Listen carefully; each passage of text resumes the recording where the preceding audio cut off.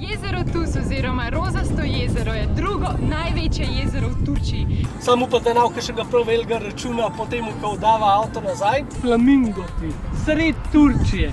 Za vas en story time oziroma neko zgodbico od tega, kako je Naja včeraj zgor kap zadela.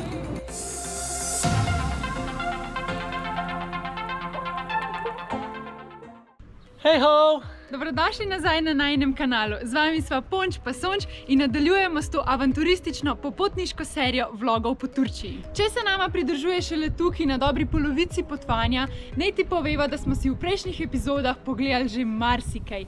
Raziskovali smo čudovito Kapadokijo, starodavni Efes, snežno-bele Pomokale, kopali smo se v Egejskem morju in še mnogo več. S tem pa se najina avantura tukaj po Turčiji še ne zaključuje. Ta vlog bo sicer majčkeno bolj tranzicijski, namreč predstavili se bomo iz pravljične Kapadokije vse gor do severa do Črnega morja. Ampak vmes si bomo pa pogledali še dve res super stvari. Ena od teh je Roza jezero Tus, druga pa je glavno mesto Turčije Ankara. Skočimo na ven dogodivščinam naproti.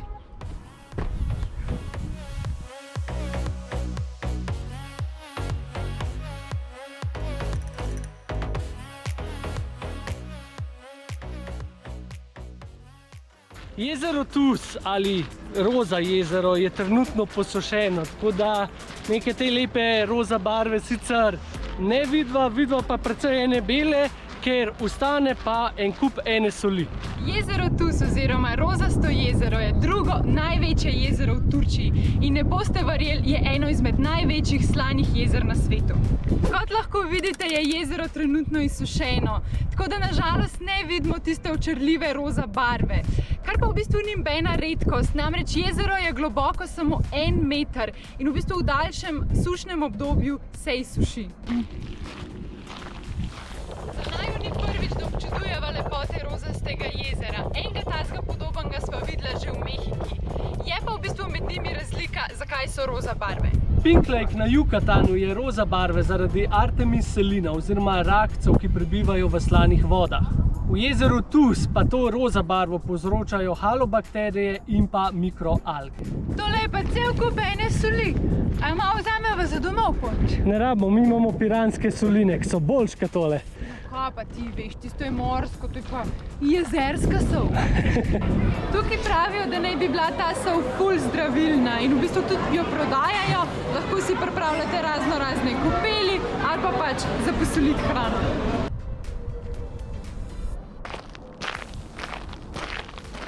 Mogoče se sprašujete, kva ima ta jezero veze s flamingoti, sred Turčije. V bistvu, ta jezero je dom kar 10.000 flamingov. V določenem delu leta namreč pridejo flamingi sem gnezdit in dela družine in v najboljših pogojih jih je lahko tukaj tudi do 20.000. Dostopov do tega jezera je več.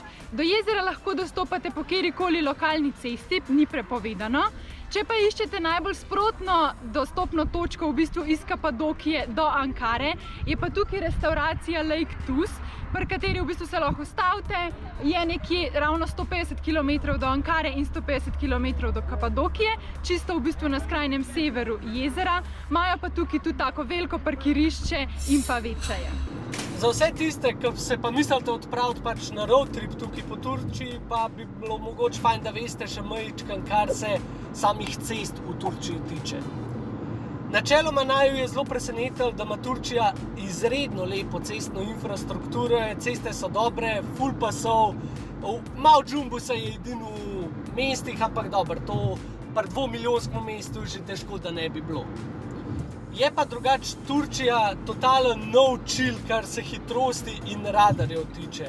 Jaz sem ugotovil, da imajo tlele vse, samo še dronov ne. Se pravi, imajo stacionarne radarje, imajo mobilne radarje, imajo provide in predvsem, kar je najslabije, imajo ogromno sekvenčnih radarjev. Vse povsod so. Za tistega, ki morda ne pozna koncepta sekvenčnega radarja, samo hitra obrazložitev. Zelo pa enostavljeno rečeno je to radar, ki meri poprečno hitrost na določenem odseku ceste. Če je tvoja poprečna hitrost višja od predpisane, si v prekršku. Torej ni važno, da ti voziš 100 km/h ali 250 km/h pač v določenem momentu. Pomembno je samo, da skupna povprečna hitrost ni višja od predpisane. Poenostavljeno povedano, dejansko se moraš nekako skozi držati tiste hitrosti okrog 110 km/h, kar je pač tudi omejitev v Turčiji za avtoceste. Majčken slaba je edino to, da prej je Ponč ugotovil, da so sekvenčni radarji midva že 800 km naredila, tako da samo upam, da navke še ga prav velikega računa po tem, ko oddava avto nazaj. Drugače pa omejitve so pa tako, na hitrih cestah 90, na avtocesti pa 120.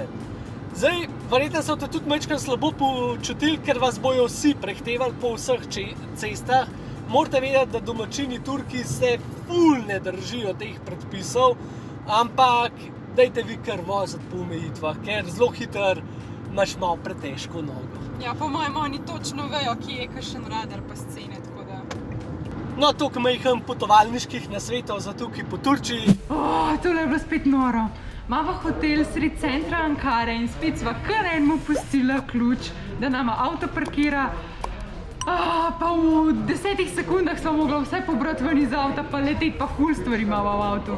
Jaz sem 200% prepričana, da sva kaj pozabila. Na to se pa nam kol navadila, po mojem. Drugače pa noro, klele v Turčiji imajo res stvari na pol zastonj.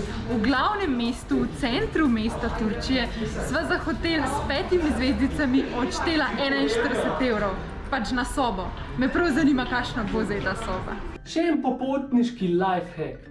A veste te kartice v hotelih, ki odpirajo načeloma vrata, pa jih moš pa dati v tale vtič noter, da sprostiš elektriko po sobi.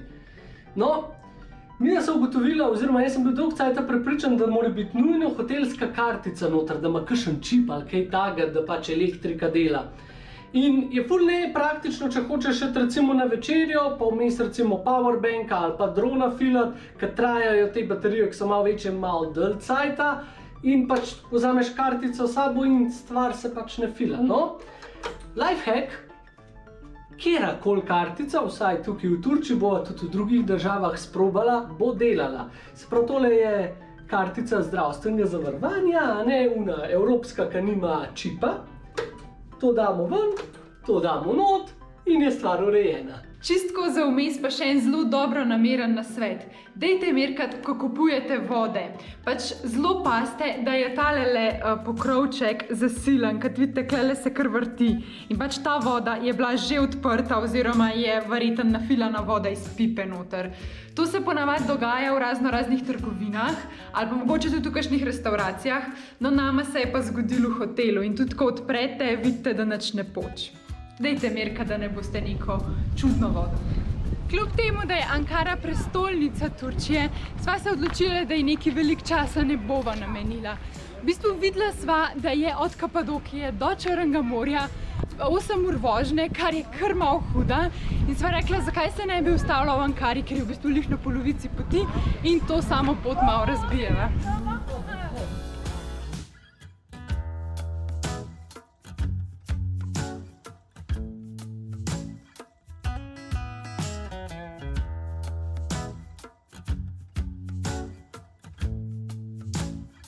Ankara je res tako moderno, uradno mesto. So pa tukaj 3 stvari, ki si jih res splača pogledati. Prva je vzpon na grad, druga je mavzolej Ataturka in tretja bazar. Zdaj, glede na to, da sva midva prišla popoldne in je bil muzej že zaprt, sva se odločila, da se morava pa obvezno povzpeti na grad.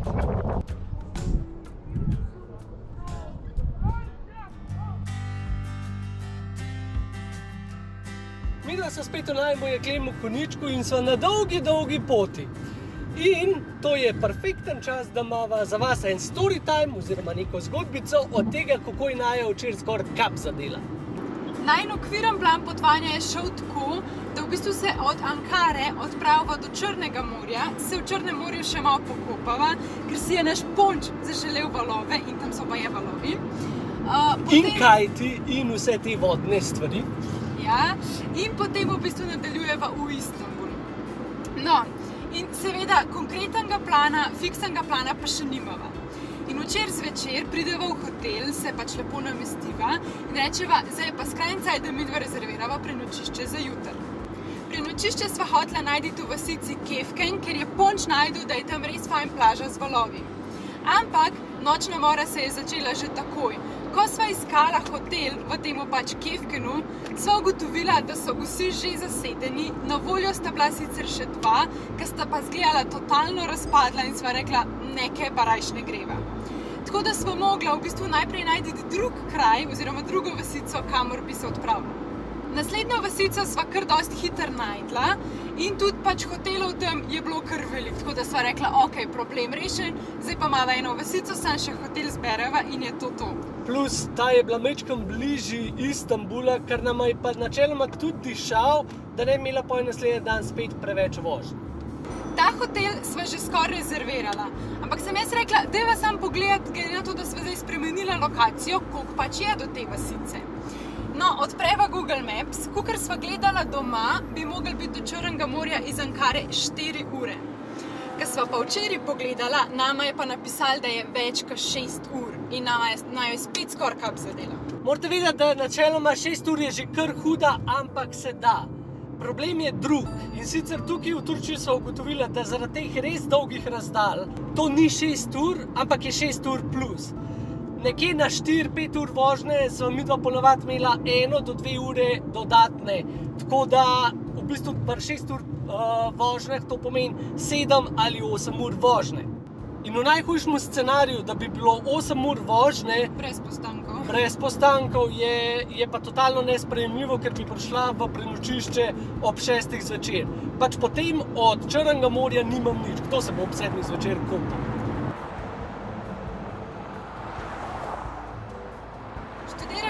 Kaj bi lahko bila alternativa in najdla sva jih 2.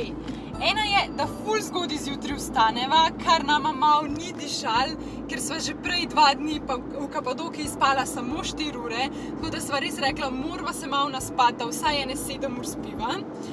Ena možnost pa je bila, da sploh ne greva na Črno morje in se direkt odpraviva v Istanbul in pač tam preživiva en dan več, kar pa sicer tudi ne bi bilo toliko slabo, sam sva si res želela še Črno morje doživeti. Ampak nama pa še zmeraj ni šlo v glavo, pač, če sem midva doma gledala, da je 4 ure vožnje, kako je lahko zdaj 6. In tuhtava, gledava, no in končno ugotoviva, da naj Google Maps sploh ne pelje po avtocesti, ampak po hitri cesti.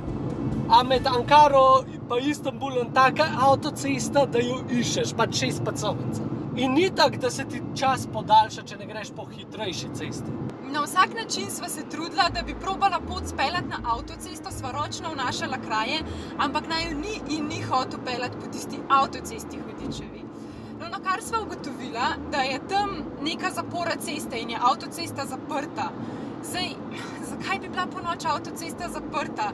Najprej sva študirala, zihar je ena prometna nesreča. Sam pol pogruntaš, pa ne more biti prometna nesreča, pa 6 pasov zaprejo, to bi mogla biti res huda nesreča. Bolj verjetna možnost pa je bila mogoče to, da po noč gradijo avtocesto oziroma da nekaj delajo in pač zaprejo cesto. To bi bila pa še ena verjetnost. Tako da potem s tisto rezervacijo ni bilo nič, sva rekla, ma nič, kamor je šel bek, ne gre pa še štrk, greva malo na jolo, bova zjutraj pogledala. Zdaj, če je avtocesta odprta, greva do Črnega morja, če pa dejansko zaprta, da nekaj delajo, bova šla pa pač naravnost v Istanbul.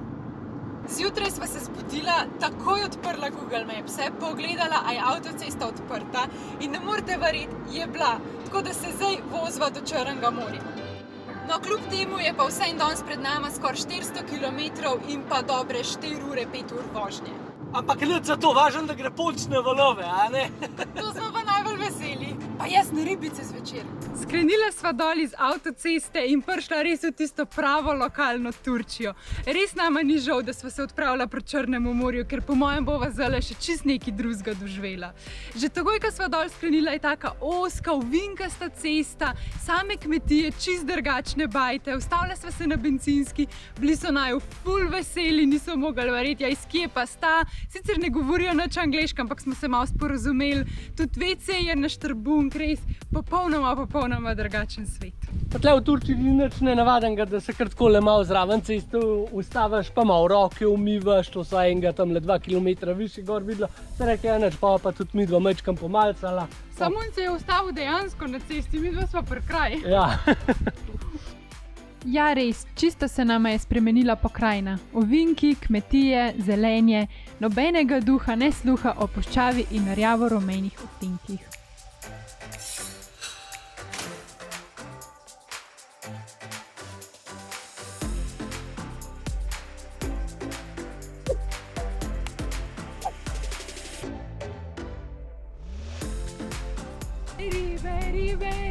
Ribice!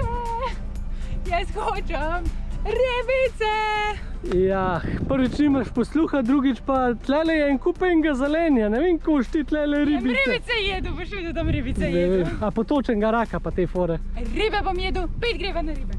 Ukrcala sva se v najn hotel, ali namestila, ali kak se reče. Zdaj mora pa najprej iti nekaj pojest, preden se greva kopati v Črno morje. Ja, ko zva lačna. Ja, je pa klele čez drug svet. Tudi fulje so parem, po celi Turčiji je bila ona nizka vlažnost.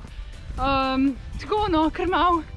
Na Hrvaško spomina, no? Ja, pa vroče je za znor, čeprav je samo 29 stopinj. Ko sva se vozila do tega mesteca Agua Marquesa, je že prav malček skrbel. To so bile podrte bajte, ljudje so živeli dobesedno v šotorih, v prikolcah, v raznih venih, se pravi kombijih. Tako no, kar malo strašanje zgleda. Revščina, čista revščina. V bistvu take Turčije do zdaj čez celo potovanje sploh še nisva doživela. In sva rekla, ojoj, kaj naj jo pa zdaj tukaj čaka. In pa sva prišla do morja, prav čist do morja se je spet vse spremenilo. Tako malo je bolj turističen, sicer nekih ful turistov ni, ampak je ful lepo urejen in res lepo. Turki so tudi inovatorji v športu, oni imajo namreč tudi košarko ne 3x3, ampak v 3, tako kot prta roko, ko greš v 3 ali pa v 4. Kaj mislim s temu? Takole, ali? Ja, hudo res. Mislim, da sem na ta prav konc prišla, ne? Ribice so. Ribice. Ej, Ponč, meni je bila una vročina v Egejskem morju veliko bolj prijetna. Primer sedim pa kar teče od mene. Sva pa šla po priporočilu najinega gostitelja v eno lokalno restauracijo na ribice, ki je v bistvu čisto ob morju oziroma ob reki. Tale kraj je namreč zelo zanimiv. V bistvu je kot en otok, ker v bistvu z obeh strani ga obdajata reki, ki se zlivata v morje. Tako zelo zanimiv.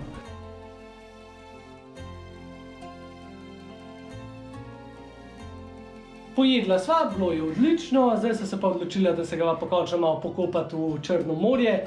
V glavnem ne bom nobene tehnike vzela, vse bom pustila tukaj, tako da žal ne boste šli z nama, boste tle nek počivali. Je pa rekel Bumbar, no, nekaj malo jamra, da bi šel pa on tudi po svoje, da ne rab fotra pa mu, da mu skozi za vratom stojita, tako da on se šel pa po svoje potepat, pa so bo čez 1-2 ure verjetno tle nazaj v hotelski sobi dobili. Tako da za ta trenutek gremo vsak malo po svoje. Lepo bote do ta cajt. Joj, ti ta stari, nič vam nočete pokazati. No, vam bom pa jaz. Najprej se moramo sprehoditi skozi tale gozd, da pridemo do morja. Tukaj imate plažo, fino. Kaj imamo še? Ja, lepo Črno morje. Ampak je treba paziti, veste, na podvodne tokove, ful so močni, te lahko kar odnese stran od obale. Neč, zdaj me pa že nazaj kličeta. Moram jeti, lepo vas je bilo malo okoli peljati. Zdaj dron ima tudi več nalog, a ne? Ena takole, ki je soparom pa vroče, ga mečkem dol prikličeš, tako nad svojo glavo, pa ti lepo piha, pa imaš priročen ventilator. To je pa fajn, ja.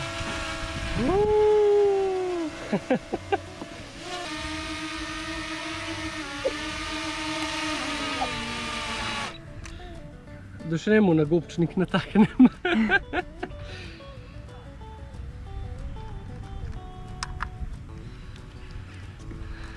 Je pa tako, me je pa ene stvari pa res majčken strah in namreč ptičev. A zakaj se vprašaš? Poglej to.